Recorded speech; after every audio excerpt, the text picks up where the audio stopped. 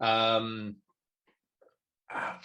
oh, that fight gave me almost every single time I get to that point. It always gives me trouble because he's just like Yeah, zip zip zip because zip he's just and like go. leaving Yeah, flames behind and using two high frequency blades, and it's just like, dude, dude, you've got an you, exosuit, two high yep, frequency blades.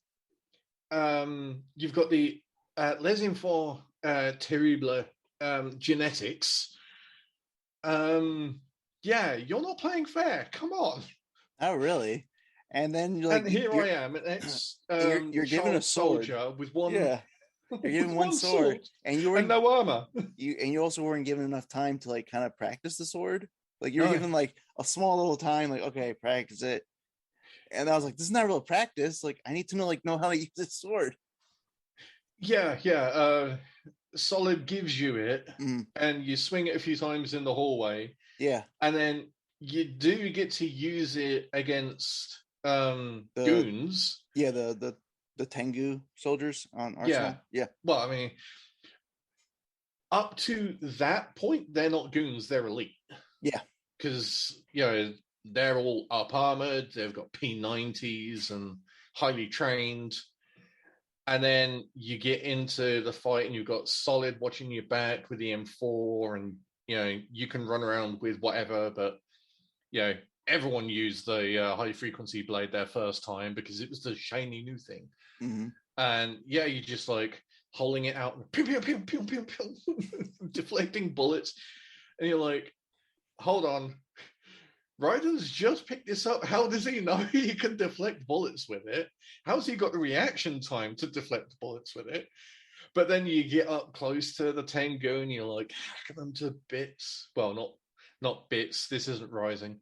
yeah. Um, but yeah, you hack them down like they're basically nothing, and then you're up against Solidus, using two of these bad boys, and you're like, okay, now I'm outclassed.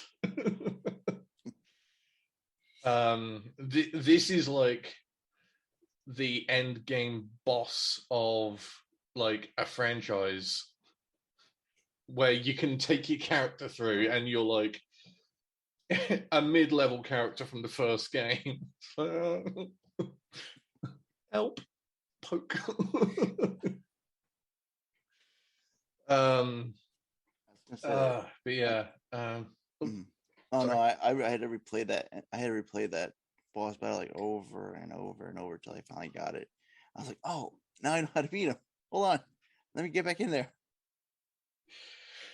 Yeah, the trouble is because of how fast he moves, Mm, I had trouble. I would find ways of dealing good chunks of damage, but then the next time through, he wouldn't act the same. He'd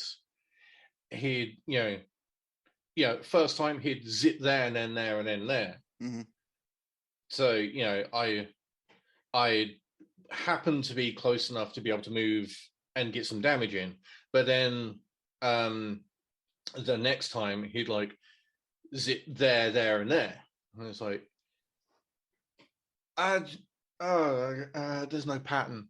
exactly. Yeah, the pattern is he zips, but not in a set pattern, and it's like, oh. um and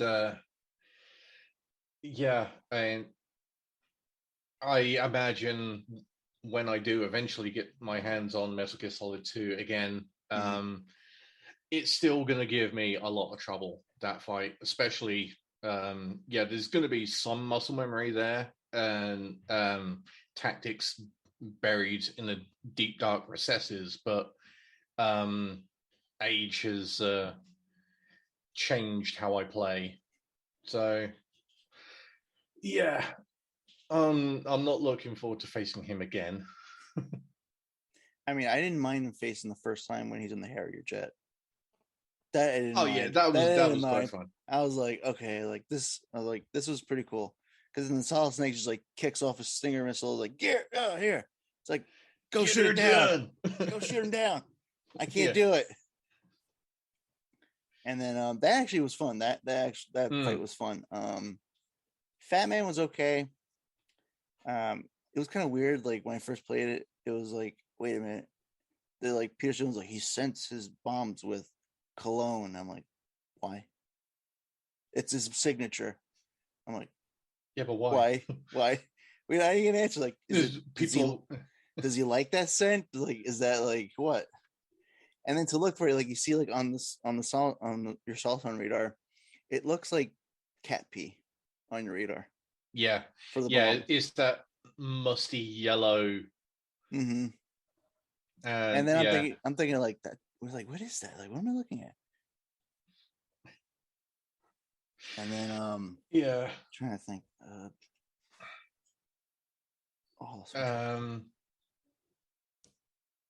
Lost my track of thought. I was thinking of something. I was like, wait a minute. Like after that, then I think after that you face Vamp the first time, or is it Fortune the first time? It's Fortune. Fortune back where you kind of have to like backtrack where you began.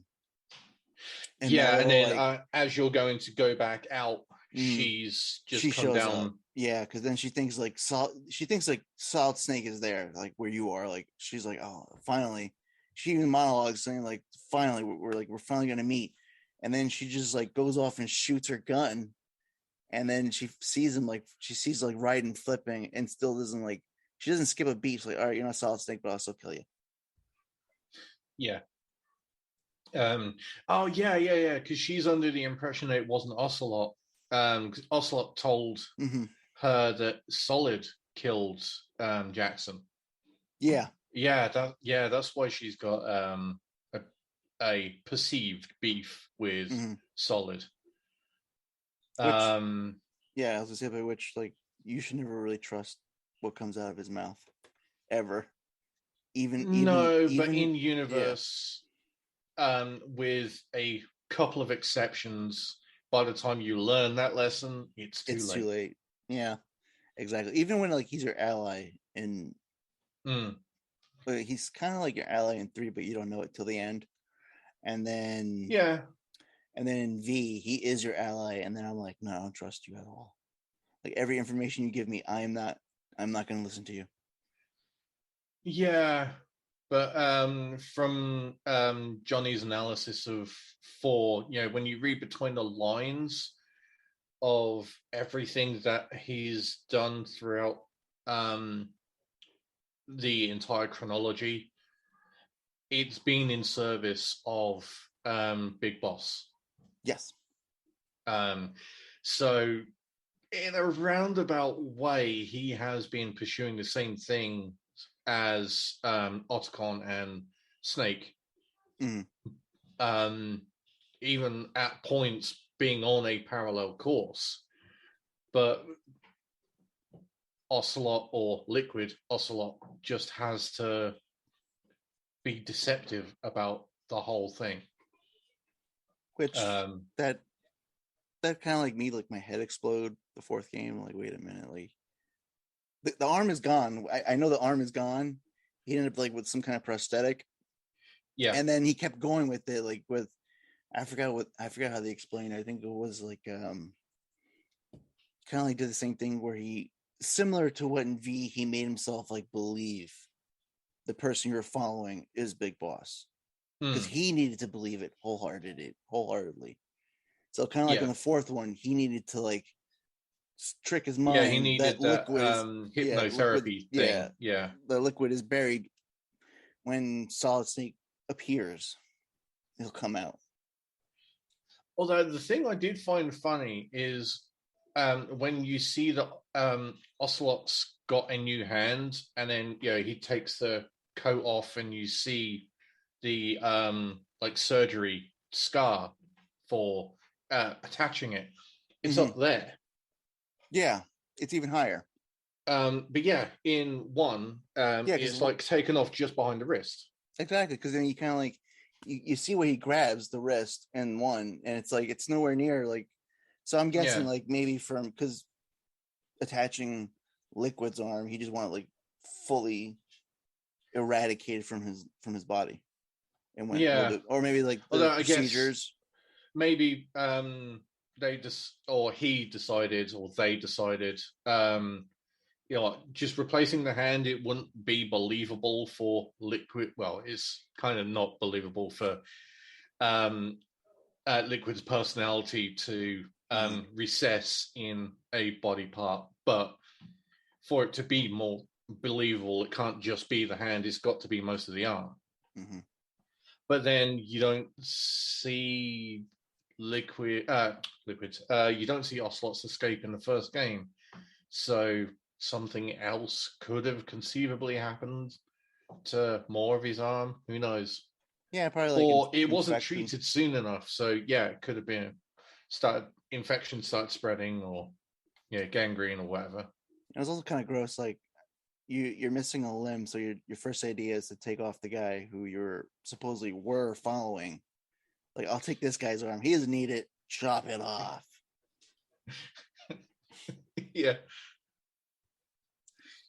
And then for 2, I wasn't like, when I first saw like the pictures, like it would show like before any trailers, before anything, for any mention of the characters, they kind of like had like kind of like character designs to showing you like, you know, potential characters for the game. And then when I saw Raiden, I only saw like a couple of pictures. I saw the one where Raiden's like holding the sword kind of like above his head.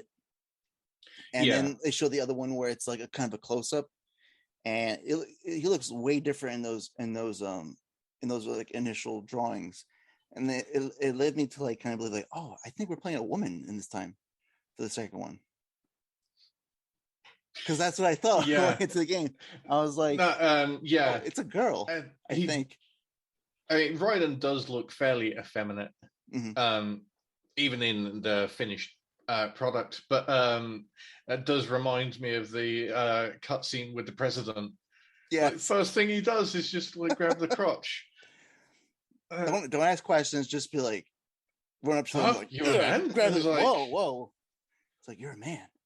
And especially after a recent presidency, it just it screamed in my mind after rewatching the review. It's like, and had he been a she, that would have been any better? No. That's like, it would have been worse, I think. Yeah, I mean, for like, I don't like, for some reason, like, I'm okay with Raiden. I like the character I like, but I kind of hated like what they do to Raiden from 2 to 4. Because like at the end of 2, we kind of see like him and Rose are like, they're in New York. They're kind of like trying to do this whole happy ending thing, and then when we get to 4, it just that also gets nuked completely. Yeah. And then we go from like Raiden with all his body parts to Raiden like ninja out. Like he's basically a cyborg. Yeah, and then at the end of 4, they give him a normal looking body, at least. I don't know if it's actually flesh and blood or if it's just prosthesis made to look normal. And then, you've got the little time jump over to Rising, and it's like, no, I'm Ninja again. Exactly. Even though I got my happy ending, and Rose doesn't get a mention. But I felt bad thinking it at the time, but Rose during Metal Gear Solid 2 reminded me of my fiance of the time, and I was starting to put parallels together, and I was like, okay, maybe I'm not as happy in my relationship as I thought I was. Because Rose is really annoying, and it was ticking a lot of the same boxes. I was like, okay. Yeah, because like she would call you and be like, Jack, do you remember what this date 30th means? Yeah. And then I was like, I was really going like, no, I don't. Just either drop it or tell me. I as the player have no idea what you're talking about in in-game universe.